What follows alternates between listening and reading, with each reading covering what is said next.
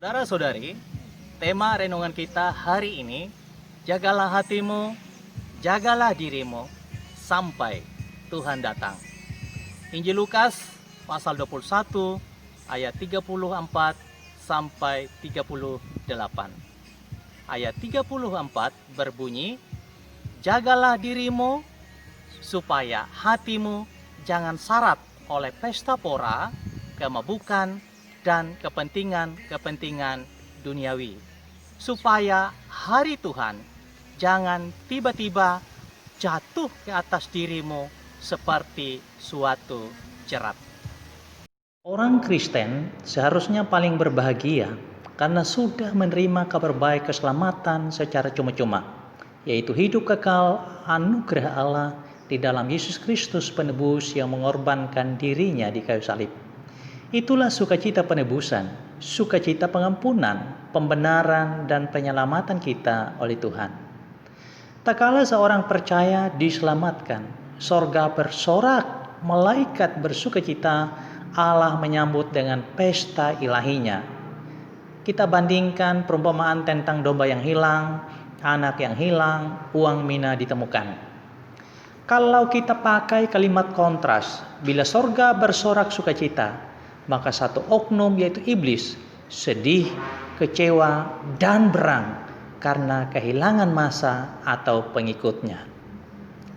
Setiap orang percaya yang diselamatkan dan menjadi warga kerajaan sorga tidak akan sudi menjadi pengikut iblis, apalagi membuat planning masuk neraka, karena sadar akibatnya ialah siksaan kekal di dalam api neraka siang dan malam.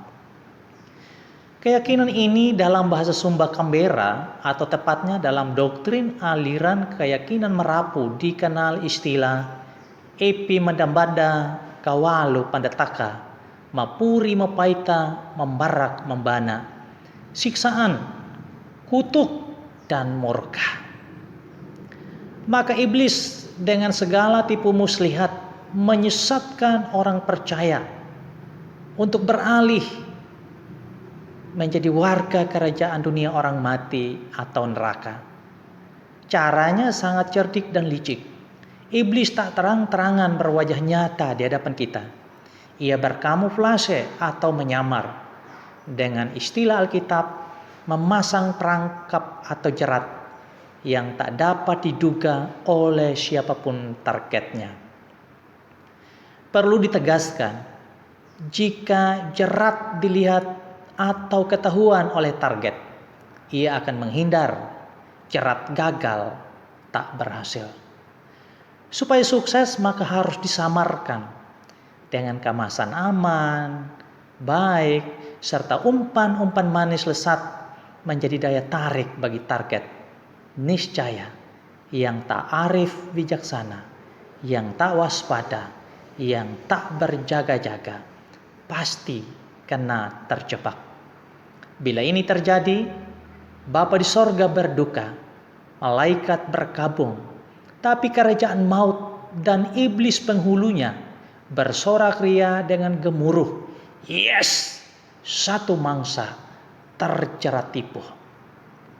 Saudara-saudari, jerat seperti apa yang efektif dan populer untuk umat Tuhan? Bacaan kita berbunyi, jagalah hatimu supaya jangan syarat dengan pesta pora dan kemabukan dan kepentingan duniawi. Ayat 34a. Pesta pada umumnya tidaklah salah bila dilaksanakan oleh dasar sukacita ucapan syukur atas anugerah dan berkat Tuhan dalam hidup ini. Seperti pesta panen, bangun rumah, pesta nikah, lulus, pesta demokrasi, dan lain-lain. Tetapi pesta-pesta akan menjadi keliru dan salah bila berujung pada pesta pora dengan tujuan hasrat duniawi, seperti mencari prestise atau kemasyhuran, rasa bangga diri dan puji diri atau kesombongan. Apalagi dipadu dengan hasrat alkohol atau anggur berlebihan. Akhirnya mabuk, tidak kontrol diri, lupa diri, tidak terkendali, maka hidup kita dikendalikan oleh roh lain, yaitu iblis.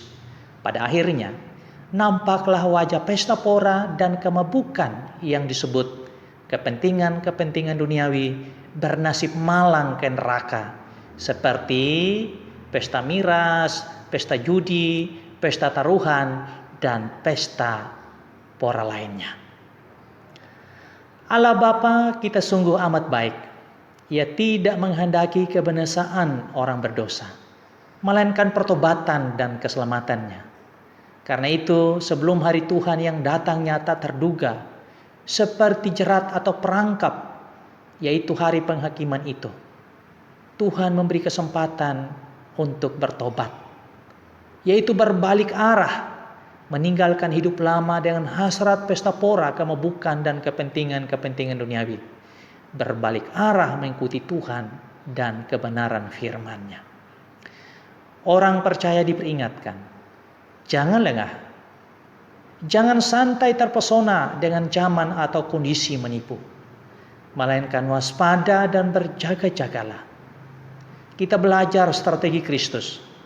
Dikatakan dalam bacaan firman Tuhan, pada siang hari Yesus mengajar di bait Allah.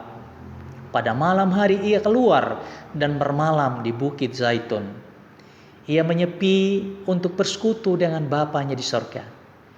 Persekutuan yang intim dengan Allah, ibarat prajurit mengumpulkan amunisi hikmat untuk bijaksana membaca strategi musuh, amunisi gizi rohani untuk tangguh dalam peperangan melawan musuh. Karena itu, berjaga-jagalah, pergunakanlah firman Allah dan doa senantiasa, supaya jangan jatuh di dalam cobaan. Maka pada hari Tuhan, hari penghakiman yang datang tiba-tiba, kita tetap tegak berdiri dalam kemenangan iman. Amin.